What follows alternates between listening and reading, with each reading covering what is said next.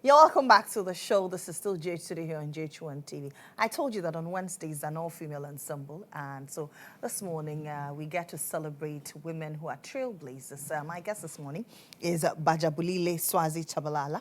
I got the name right, didn't I? Perfect. Good morning. Good morning. How are you doing? I'm very well. How are you? I'm doing awesome. It's good to have you. Thank you. How's South Africa?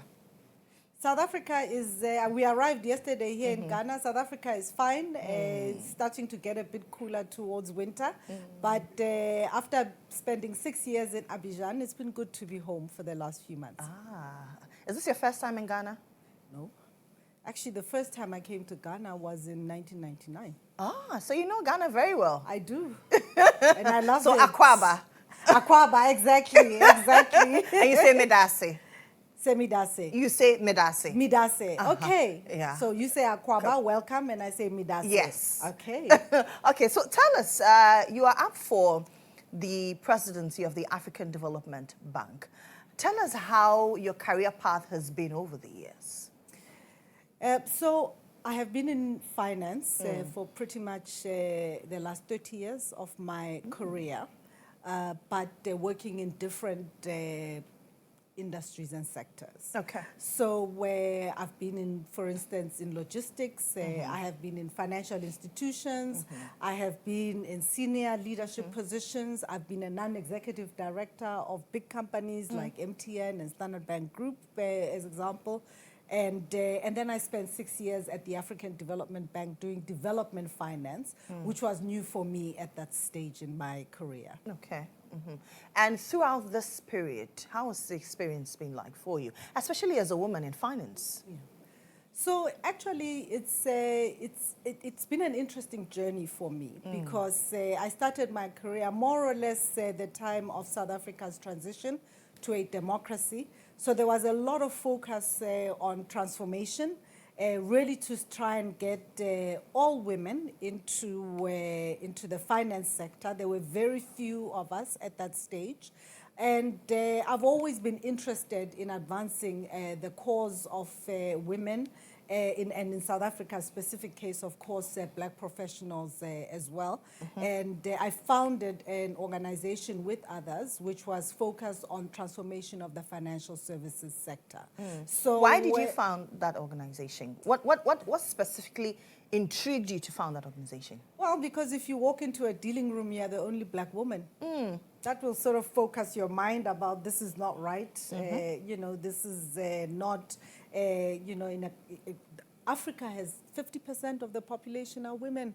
I expect to walk into every room and see 50% of that room being women. So really that's, I think that's what I was interested in and what I wanted to see change, so that I am represented, so that my interests are represented, and so that I can see also as a young professional at the time that there is a way, there is a path to leadership for women. So I think this is important, and this is how I also see my role as running for this presidency as the only woman running. The only woman in the lot? The only woman among the candidates. How many candidates? There are 5 of us, so the other 4 are all men. And what does this speak to, before you continue, what does this speak to about leadership of women in Africa? I think that we've made strides. I mean, if you look at people like Dr. Ngozi, for instance, at the World Trade Organization, the first woman to lead that organization, it's fantastic. We had Nkosazana Zuma at the AU, the first chairperson to be a woman. So things are changing in Ghana. We've seen some wonderful changes. We have a first female vice president. Absolutely. In Namibia, we saw recently that half the cabinet is female. So I think there's momentum in the cause of really bringing in, finally, 50% of Africa's population to drive Africa's development. Because if all of us are involved, not half of the population, then I really think we can see wonderful changes. What do you bring to the bank if you are made the president? What I bring to the bank is the fact that I understand development finance. Okay. I've innovated in development finance. In fact, the first organization to introduce hybrid capital as a form of funding for MDBs was the African Development Bank, and that was my idea. Now, all the multilateral development banks are looking at doing exactly the same thing. So I have a track record of innovating. I have a track record of thinking outside the box. I mean, it sounds, you know, trite to say that, but it's very, very important in a context where, you know, overseas development assistance is shrinking and has been shrinking for the last 15 years. So I think as Africans, we need to start thinking about how we rely on ourselves to fund our own development, how we work with partners to fund development, as opposed to relying on aid to fund development. So this is what I bring. Okay. We'll talk more about what the challenges are that you have identified, especially with the African Development Bank, and how we can fix it. But do you think that as a continent, we are yet to even realize the full potential of the Africa Continental Free Trade Area? Oh, we're just scratching the surface. Really? Yeah. I think that it's wonderful and a great, great progress that we now have the Africa Continental Free Trade Agreement ratified by most countries, because obviously that's the first step. But I think if you think about what having a free trade area entails, first of all, you need the infrastructure, basic thing, you know. So if you want to, you know, sell cocoa beans to, you know, a country in East Africa, you need the ability to be able to move that product. So infrastructure is crucial. Digital infrastructure is crucial, you know, because obviously, you know, the free trade area should be accompanied by improvements in productivity, because otherwise, if we remain a low productivity area, I don't see that we can actually successfully implement the Africa Continental Free Trade Area. So that's one area. But we also have to sit as all these different countries, as ECOWAS, regional economic communities, and say, how do we bring down the barriers to trade? How do you make sure that we have the same standards? So if I produce chocolate here, it meets the standards because we've all agreed the same standards as a region. That's important, right? How do we make sure that we have, you know, visa-free travel?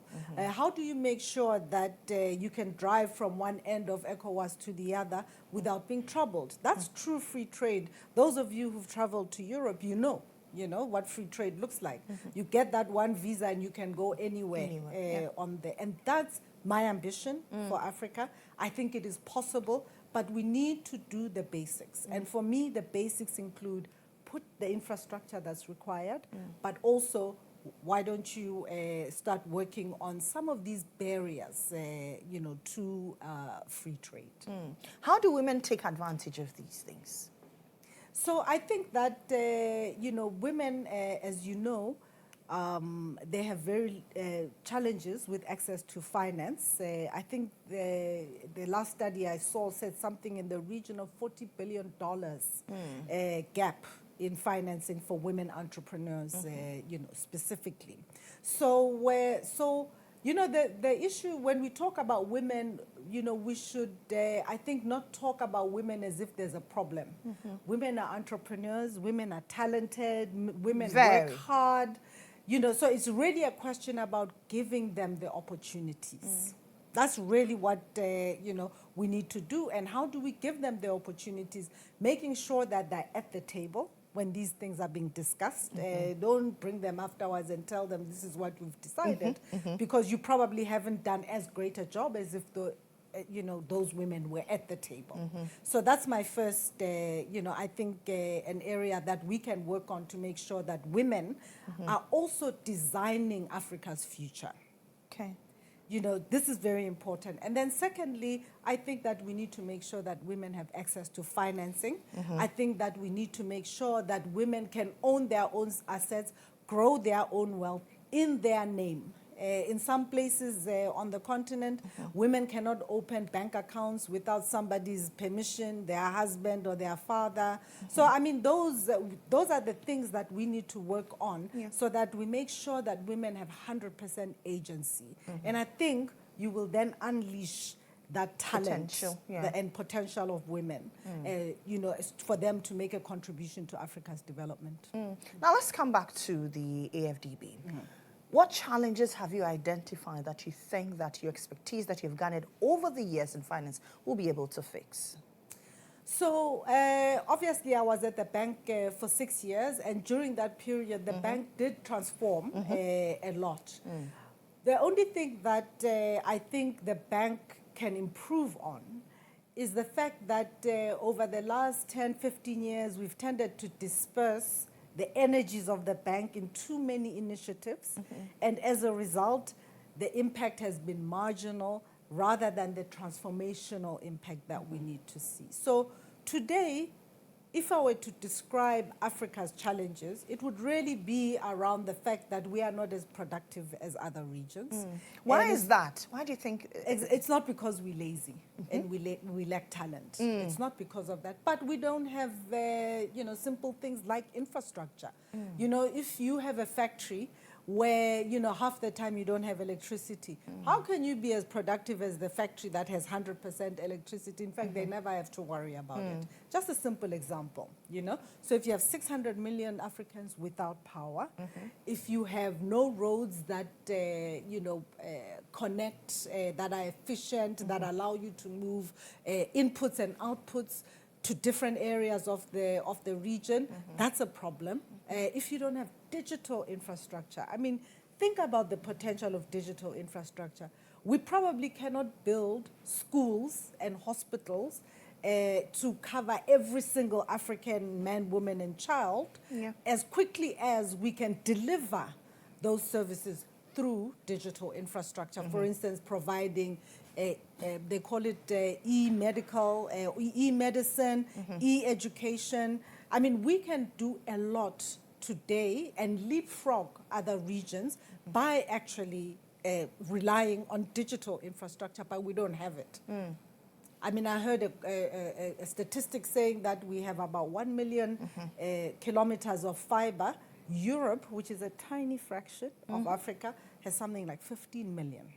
So you can see that there are huge gaps in this area that actually has the potential to truly transform the continent, allow us to leapfrog some of the development that other regions and other countries have gone through, and really put Africa on a different trajectory. So that's the reason why my campaign and my vision is really focused on saying the bank should be far more, you know, laser focused on these inhibitors to productivity, to Africa's productivity. You know, because we've tended to want to do everything, you know, all at once, instead of saying this thing, this gap has been with us for a very long since time. our independence. Can we fix it once and for all, finally? But how do we fix it? Are we really poised to fixing it? And corruption has been our major bane in solving a lot of our challenges, yet we still live day in, day out with corruption. So I think I always say this, you know, the African development is a partner to countries for development. In the end, it's countries that will lead on development. And nobody should tell anyone that the African development is going to come and wave a magic wand. It's a partnership with countries. And as you have seen, those countries that take this journey of development seriously make progress. We have examples in the continent where countries have really done well because they have been focused on what needs to be done for development and making sure that they are using public resources responsibly. So that's a very critical point to make. It's a precondition. It's a precondition. It's very difficult to see how development can happen if public resources are not responsibly spent, and if you don't have accountability from public officials. I think this is crucial. Because if you think about it, if you are not managing these resources well, why would there be clamor to give you more resources from Exactly. others if you will not be accountable for them? So this is important, I think, in general, and I think that it's a challenge that we need to address throughout the continent, even in middle-income countries on the continent. This is a challenge. You've traversed a lot around the continent to canvass for support. How has the reception been like? The reception has been good. Women have been wonderful. I think that I've met women's organizations all over the continent, and the support has been tremendous. But also men, because I think that obviously as a woman, my candidacy is important. Yes. For women all over the continent. But I also think It shatters the glass ceiling. Exactly, and I think also, though, as a professional with 30 years plus of private sector, public sector experience, as well as development finance experience with a track record, because this is important, I think that, people see that, I'm a different candidate. Women, we tend to be very focused. In South Africa, we say that if you want something done, ask a woman. And I think that I come from that background, that culture, that really says that there are things that need to be done. The talking is not necessary anymore. We just need to get on with it. And I think that Africa doesn't need any new plans, any new this, any new that, because we've got them. Agenda 2063 is there. Yeah. We know as a continent where we need to get to, and the African Development Bank, in partnership with others, there are many other development finance institutions, including here in Ghana, should really be focused on how we deliver and we help Africa deliver on its ambitions of Agenda 2063 in a very focused, very selective, and very transformational way.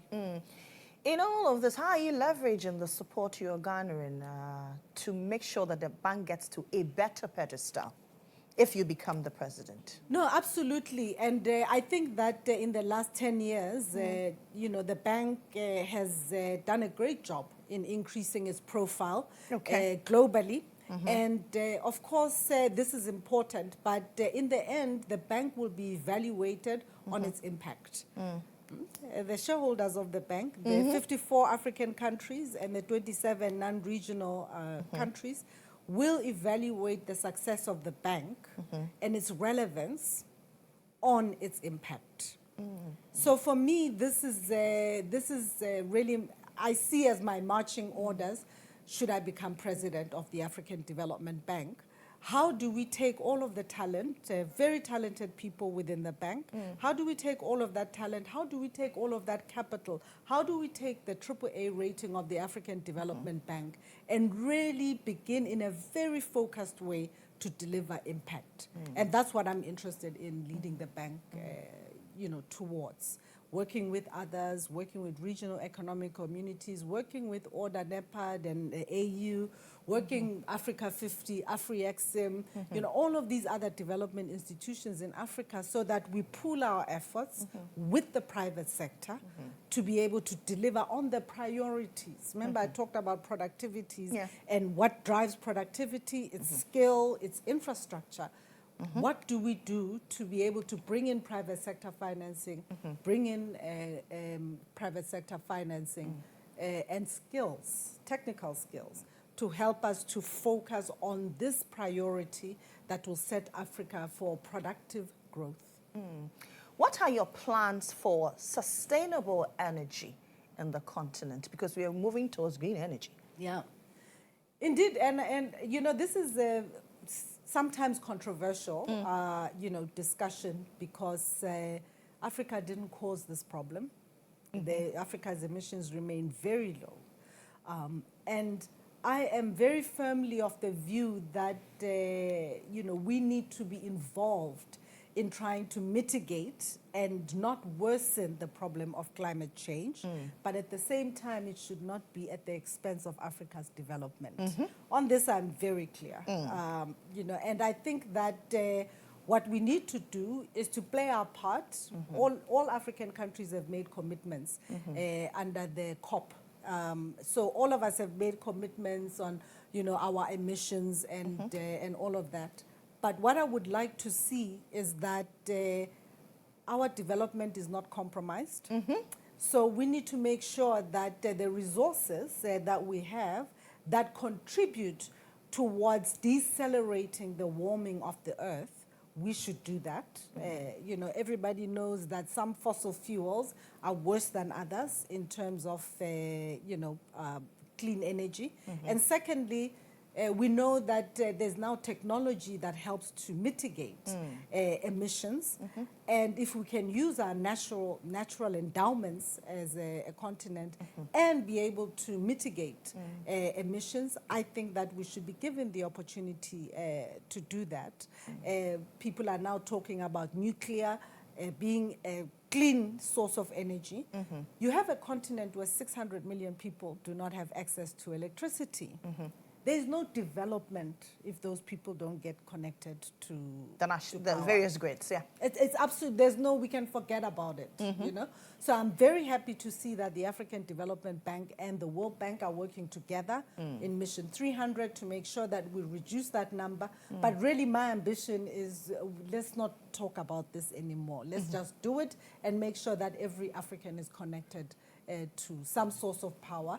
Preferably renewable as much as possible, but also, understanding that some industries and some sectors are very difficult to abate.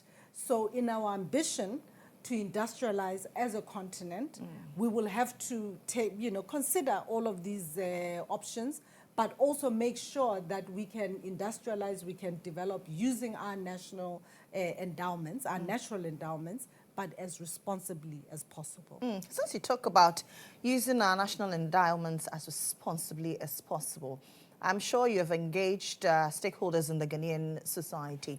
And one of the critical things that is hampering our environmental ecological system is the issue of illegal mining. Has it come to your attention? No, I've had the opportunity to meet with some Ghanaian business people, but I haven't really talked to any of them about illegal mining. Maybe they are not in the mining sector.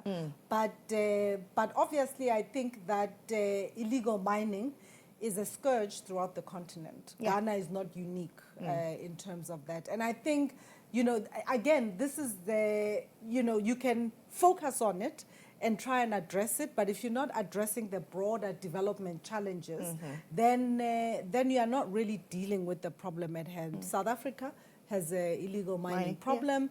DRC has an illegal mining problem. You can go throughout the continent and we have this issue. So it's really a question of, how do you make sure that the management of natural resources is done in such a way that it's accessible to local communities.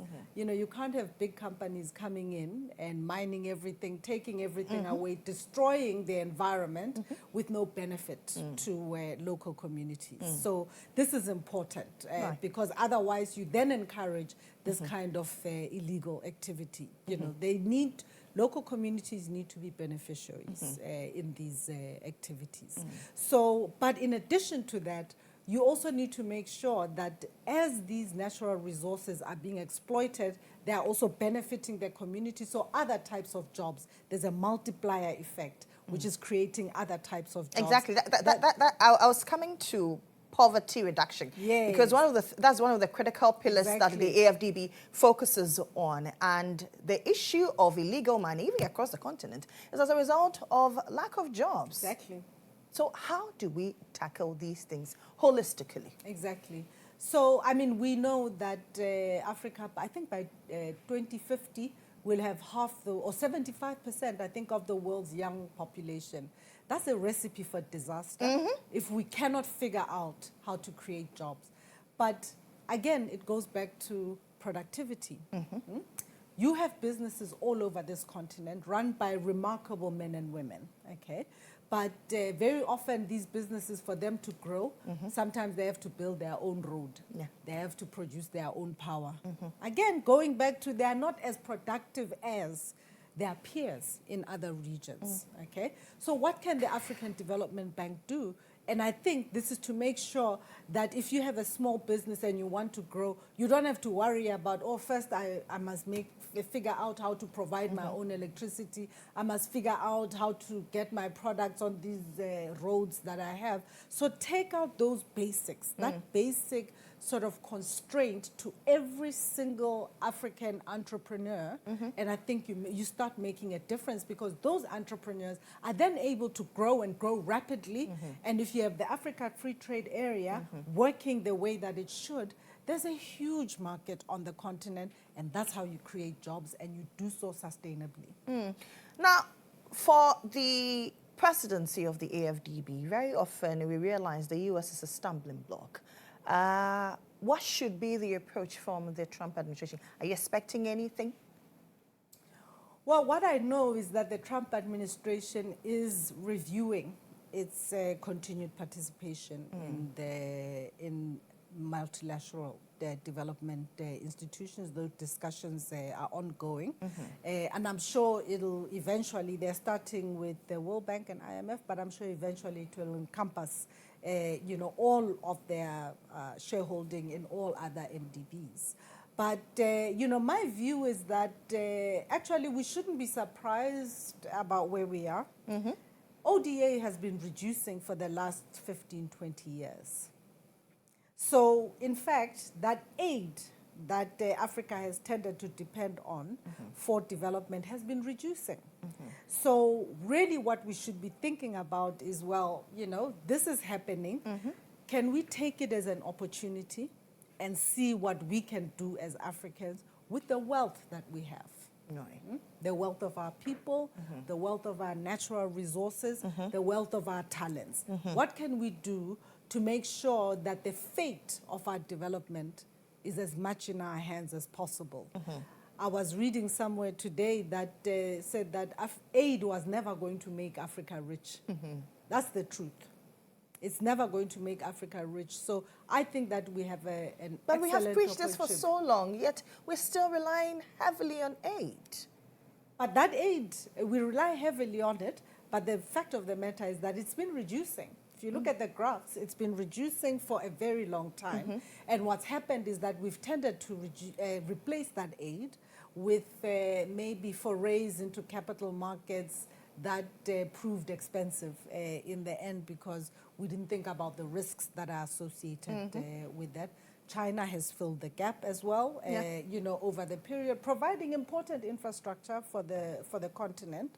But the fact of the matter is that there was always this thing that somebody will come in and help if things go wrong. I think we must really start thinking of a future where no one will come in and help. That's a very profound statement. A future where no one will come in and help, Exactly. but ourselves. But ourselves. That's very profound. And I wish you all the best. Thank you so much. How do we vote for you? I wish you could vote for me, but it will actually be Ghana as a country, through its representative, the Minister of Finance, that will vote for me. And I'm hoping that we can persuade the government officials, His Excellency, who will meet tomorrow, to actually support the campaign. Your final words. I'm sure the presidency is watching. The finance minister himself is watching. Thank you very much, and thank you. I mean, I've always have a wonderful reception when I come to Accra. I love it here. I feel like it's my maybe third home: Johannesburg, Abidjan, and then Accra. And of course, the engagements I've had have been wonderful with the people of Ghana. So thank you very much. Thank you, too, for coming. So, Bajabulile Swazi Tshabalala is eyeing the presidency of the Africa Development Bank. She's a breath of fresh air. She has a wealth of knowledge. Please, Finance Minister, give her the honor, and the government of Ghana, give her the support, because the future is here and the future is now. Wish you all the best. Thank you so much. You're welcome.